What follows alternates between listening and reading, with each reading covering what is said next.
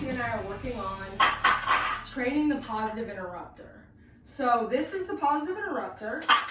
That's this sound that the marbles make in the container.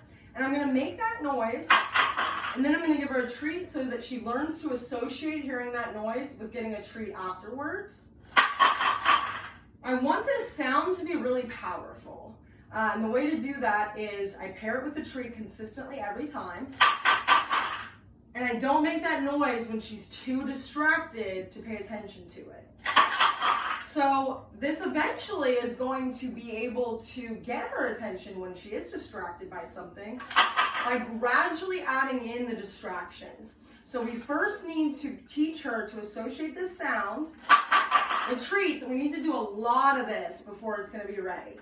And then once she has a really nice, strong response, a strong association with this sound and the treats, we'll gradually add in distractions, and eventually I will be able to use this to interrupt behavior, like barking.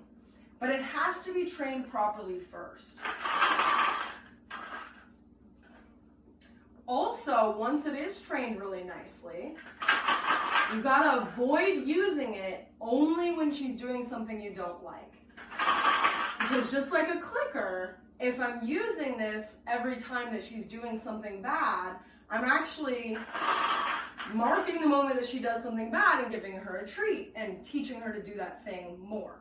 So the way that we avoid that is we need to practice this positive reinforcer even once it's really well trained. We need to practice it randomly throughout the day when she's not barking so she doesn't learn to associate it with barking.